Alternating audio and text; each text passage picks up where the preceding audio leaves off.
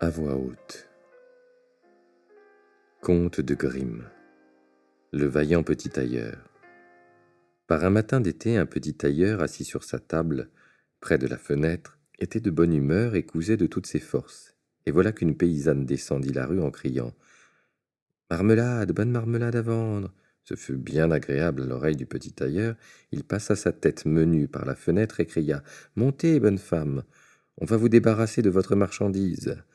La femme monta les 3 étages avec son lourd panier et dut déballer devant lui tous ses pots.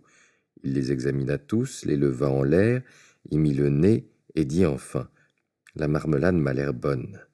Pesez-m'en donc 4 onces, ma bonne femme, même si ça fait un quart de livre, ça m'est égal. » La femme, qui avait espéré faire une bonne vente, lui donna ce qu'il demandait, mais s'en fut toute fâchée et en bougonnant. « À présent, Dieu bénisse ma confiture !» s'écria le petit tailleur, « et qu'elle me donne force et vigueur. » Il alla prendre le pain de la miche et y tartina la marmelade.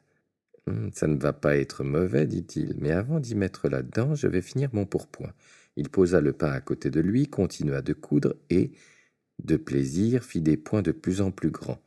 Cependant, l'odeur de la confiture sucrée montait le long des murs où il y avait une grande quantité de mouches, si bien qu'elles furent attirées et vinrent en troupe s'abattre dessus. « Et qui vous a donc invité ?» dit le petit tailleur, et il chassa ses convives importuns. Mais les mouches, qui ne comprenaient pas l'allemand, ne se laissèrent pas écarter et revinrent au contraire en compagnie de plus en plus nombreuses. Alors la moutarde, comme on dit, finit par monter au nez du petit tailleur. Il attrapa un bout de drap dans sa corbeille à chiffon et « Attendez un peu que je vous en donne !» Il tapa dessus impitoyablement.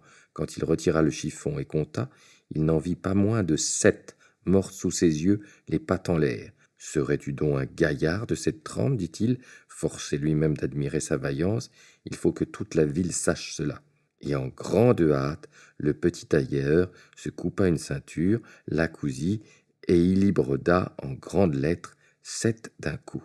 « Et quoi, la ville ?» dit-il. « Non, c'est le monde entier qui doit le savoir. » Et de plaisir, son cœur se trémoussait dans sa poitrine comme la queue d'un petit agneau. Le tailleur se noua la ceinture autour du corps et décida d'aller courir le vaste monde, parce qu'il pensait que son atelier était trop petit pour sa bravoure. Avant de partir, il chercha s'il n'y avait pas dans sa maison quelque chose à emporter, mais il ne trouva rien d'autre qu'un vieux bout de fromage qu'il fourra dans sa poche. Devant la porte, il aperçut un oiseau qui s'était pris dans un buisson. L'oiseau dut aller retrouver le fromage dans sa poche. Puis il se mit bravement à arpenter la route, et comme il était léger et preste, il ne ressentait pas de fatigue. Son chemin le conduisit en haut d'une montagne, et quand il en atteignit le sommet, voici qu'un énorme géant y était assis et promenait tranquillement ses regards alentour. Le petit tailleur alla hardiment à lui, l'interpella et lui dit « Bonjour, camarade. Hein, te voilà en train de contempler le vaste monde? Je suis justement en train de m'y rendre pour y tenter ma chance. As-tu envie de venir avec moi ?» Le géant toisa le tailleur d'un air dédaigneux et dit « Pouilleux, pitoyable avorton, par exemple !» répondit le petit tailleur en déboutonnant son habit et en montrant sa ceinture au géant. « Tiens, lis donc là, quel gaillard je suis !» Le géant lut 7 d'un coup, pensa que c'étaient des hommes que le tailleur avait assommés et se sentit un peu de respect pour le petit luron. Pourtant, il voulut d'abord le mettre à l'épreuve, prit une pierre dans sa main et la pressa tellement qu'il en sortit de l'eau. « Fais-en autant, dit le géant, si tu en as la force. »« Si ce n'est que ça, dit le tailleur, pour nous autres, c'est un jeu d'enfant. » Il mit sa main dans sa poche, y prit le fromage mou et le serra de manière à en exprimer le jus. « Hein, fit-il, c'est un peu plus fort. » Le géant ne sut que dire. Il n'aurait jamais cru ça de ce petit homme. Alors, il ramassa une pierre et la lança si haut qu'on pouvait à peine la suivre des yeux. « Eh bien, mon petit caneton, fais-en donc autant. »« Bien lancé, dit le tailleur, mais ta pierre, il a bien fallu qu'elle retombe après moi. »« Je vais t'en lancer une qui ne reviendra pas du tout. » Il mit la main dans sa poche, y prit l'oiseau et la jeta en l'air. Ravi d'être libre, l'oiseau s'éleva, prit son vol et ne revint plus. « Qu'est-ce que tu dis de mon petit tour, camarade ?» demanda le tailleur. « Quant au lancer, tu t'y entends, dit le géant. Mais maintenant, nous allons voir si tu es capable de porter un poids convenable. » Il conduisit le tailleur auprès d'un chêne puissant qui était abattu et gisait par terre, et dit « Si tu es assez fort, aide-moi à sortir cet arbre du bois. »« Volontiers, répondit le petit bonhomme. Tu n'as qu'à prendre le tronc sur tes épaules, Je soulèverai les branches avec tout le feuillage, et je les porterai. C'est bien le plus lourd. » Le géant prit le tronc sur ses épaules, mais le tailleur s'assit sur une maîtresse branche, et le colosse, qui ne pouvait pas se retourner, dut emporter tout l'arbre et le tailleur par-dessus le marché. Celui-ci était tout guilleret et de bonne humeur là derrière. Il sifflotait la chansonnette « Trois tailleurs s'en allaient à cheval », comme si porter un arbre n'était qu'un jeu d'enfant. Après avoir traîné sa lourde charge un bout de chemin, le géant ne put pas continuer et s'écria « Écoute, il faut que je lâche l'arbre. » Le tailleur sauta prestement par terre, prit l'arbre à deux bras comme s'il l'avait porté, et dit au géant « Un grand gaillard comme toi, tu ne peux même pas porter cet arbre. » Ils continuèrent de cheminer ensemble, et comme ils passaient près d'un cerisier, le géant saisit la cime de l'arbre là où il y avait des fruits les plus mûrs, la courba, la mit dans la main du petit tailleur, et lui dit d'en manger. Mais le petit tailleur était bien trop chétif pour tenir l'arbre, et quand le géant le lâcha, il se redressa, et le tailleur fut projeté en l'air. Quand il fut retombé sans mal, le géant dit « Qu'est-ce que ça veut dire? Tu n'as pas la force de tenir cette misérable badine ?»« Ce n'est pas la force qui me manque, répondit le petit tailleur. Penses-tu que ce soit une affaire pour quelqu'un qui en a aussi 7 d'un coup? J'ai bondi par-dessus l'arbre parce que les chasseurs, là, en bas, sont en train de tirer dans le fourré. Saute derrière moi si tu peux. » Le géant essaya, mais il ne put passer par-dessus l'arbre et resta accroché dans les branches, si bien que le petit tailleur garda encore l'avantage. Le géant dit « Puisque tu es un gars si courageux, viens avec moi dans notre caverne et passe la nuit avec nous. » Le petit tailleur se montra disposé à le suivre. Quand ils arrivèrent dans la caverne, ils trouvèrent d'autres géants assis près de l'âtre, et chacun d'eux avait en main un mouton rôti où il mordait à belles dents. Le petit tailleur inspecta les lieux et pensa « C'est vraiment beaucoup plus spacieux que mon atelier. » Le géant lui désigna un lit, en lui disant de s'y coucher et de dormir tout son soûl. Mais le lit était beaucoup trop vaste pour le petit tailleur. Il ne se mit pas dedans et alla se blottir dans un coin.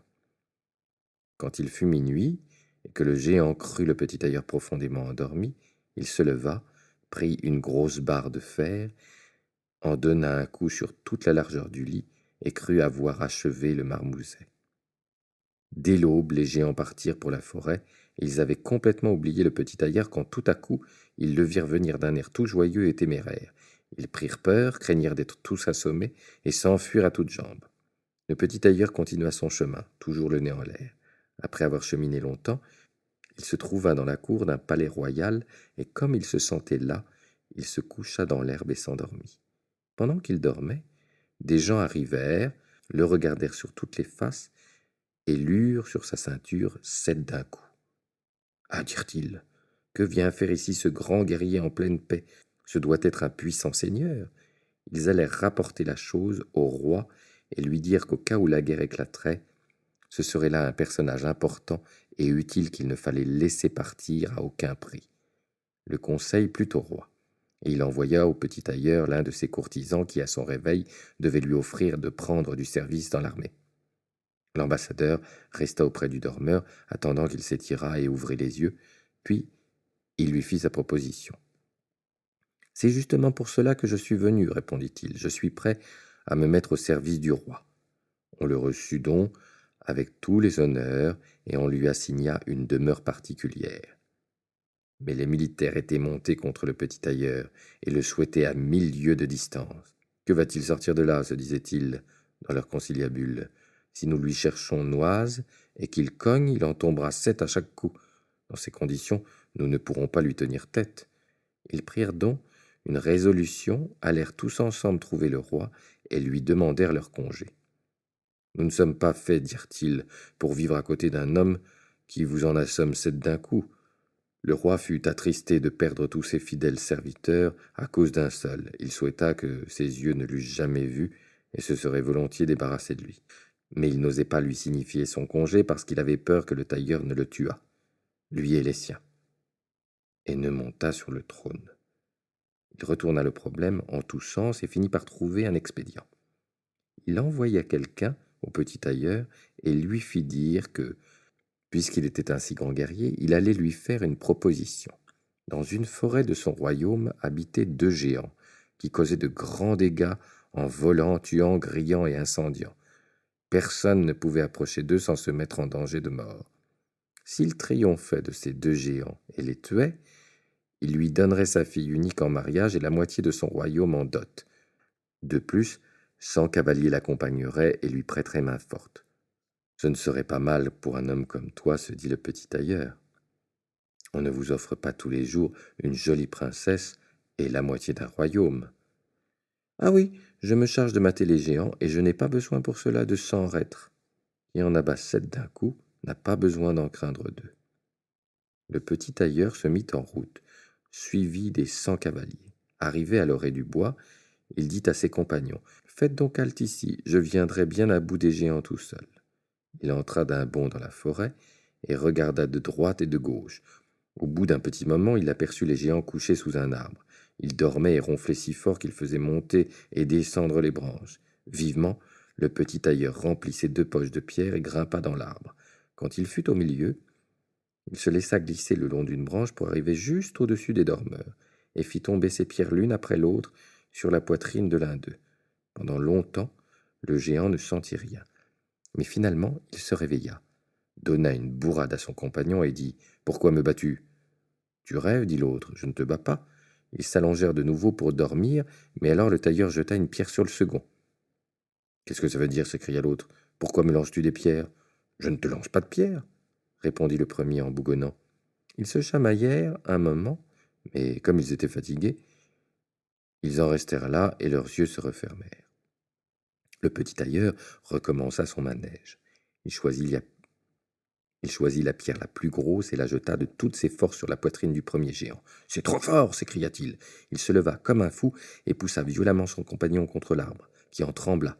L'autre lui rendit la monnaie de sa pièce, et ils entrèrent dans une telle fureur qu'ils arrachèrent les arbres et cognèrent l'un sur l'autre tant et si bien qu'ils tombèrent morts en même temps.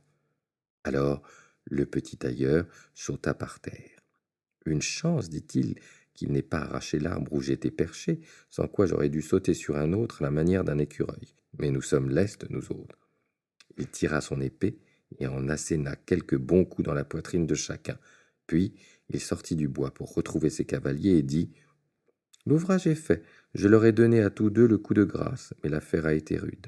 Dans le péril, ils ont déraciné des arbres. Pourtant tout cela ne sert de rien quand il en vient un comme moi qui en abat 7 d'un coup. » « Vous n'êtes donc pas blessés ?» demandèrent les cavaliers. « Pas de danger, ils n'ont pas touché à un cheveu de ma tête. » Les cavaliers ne voulurent pas le croire et entrèrent dans la forêt. Ils y trouvèrent les géants baignant dans leur sang au milieu des arbres arrachés. Le petit tailleur demanda au roi la récompense. Promise, mais celui-ci, qui regrettait sa promesse, chercha un nouveau moyen de se débarrasser du héros. « Avant d'obtenir ma fille et la moitié de mon royaume, dit-il, il te faut accomplir un nouvel exploit. Dans la forêt, il y a une licorne qui fait de grands dégâts. Il faut d'abord me l'attraper. Je crains encore moins une licorne que de géants, 7 d'un coup, voilà mon affaire. » Il emporta une corde et une hache, alla à la forêt et dit encore une fois à ceux qu'il avait sous ses ordres de l'attendre dehors. Il n'eut pas à chercher longtemps, la licorne ne tarda pas à se montrer et bondit tout droit sur le tailleur, comme si elle voulait, sans plus de façon, l'embrocher. « Doucement, doucement, dit-il, ça ne se fait pas si vite que ça. » Il s'arrêta et attendit que la bête arrivât tout près de lui, puis il bondit prestement derrière un arbre. La licorne donna de toute sa force contre l'arbre et enfonça sa corne si profondément dans le tronc qu'elle n'eut pas assez de force pour la retirer et se trouva prise. « Je tiens l'oiseau, dit le tailleur. » Il sortit de derrière son arbre, passa d'abord sa corde au cou de la licorne, puis à coups de hache, il dégagea la corne du tronc. Et quand tout fut réglé, il emmena la bête et la conduisit au roi. Le roi ne voulut pas encore lui accorder la récompense promise et exprima une 3e exigence. Avant ses noces, le tailleur devrait encore lui attraper un sanglier qui causait de grands dégâts dans la forêt. Les chasseurs lui prêteraient main forte. « Bien, dit le tailleur, ce n'est qu'un jeu d'enfant. » Il n'emmena pas les chasseurs dans le bois, et ils en furent bien contents car le sanglier les avait déjà accueillis souvent d'une manière qui leur ôtait l'envie de se mettre à sa poursuite. Quand le sanglier aperçut le tailleur, il fonça sur lui, l'écume à la gueule, en s'aiguisant les dents, et voulut le jeter par terre. Mais le héros sauta avec agilité dans une chapelle voisine et d'un bond ressortit aussitôt par la fenêtre du haut. Le sanglier l'avait suivi, mais le tailleur fit le tour par dehors et ferma la porte sur lui. Alors l'animal furieux, bien trop lourd et maladroit pour sauter par la fenêtre, se trouva pris. Le tailleur appela les chasseurs pour qu'ils visent de leurs propres yeux l'animal prisonnier. Le héros, quant à lui, s'en alla trouver le roi qui, bon gré mal gré, dut alors tenir sa promesse et lui donna sa fille et la moitié de son royaume. S'il avait su qu'il n'avait pas devant lui un grand guerrier mais un petit tailleur, il eût été encore plus affecté. Les noces furent donc célébrées en grande pompe et petite joie, et l'on fit un roi d'un petit tailleur. Quelque temps après, la jeune reine entendit son époux parler en rêve la nuit.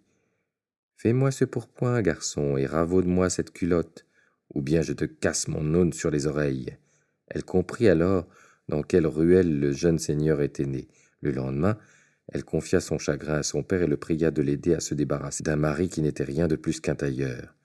Le roi la consola et lui dit « La nuit prochaine, laisse la porte de ta chambre ouverte.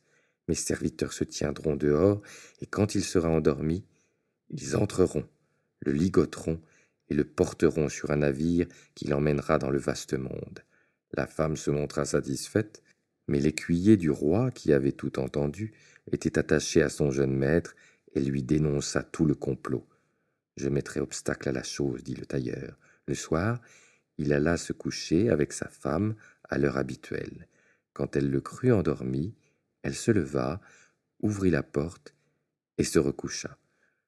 Le petit tailleur, qui feignait seulement de dormir, se mit à crier d'une voix claire. « Fais-moi ce pourpoint, garçon, et ravaude-moi cette culotte, ou bien je te casse mon aune sur les oreilles. » J'en ai oxy 7 d'un coup, j'ai tué 2 géants, capturé une licorne, pris un sanglier, et j'aurais peur de ceux qui sont en ce moment dehors, devant ma chambre. Quand ceux-ci entendirent le tailleur parler ainsi, ils furent pris d'une grande frayeur. Ils détalèrent comme si ils avaient la chasse infernale à leur trousse, et pas un ne voulut plus se risquer à l'attaquer. C'est ainsi que le petit tailleur devenu roi le resta toute sa vie.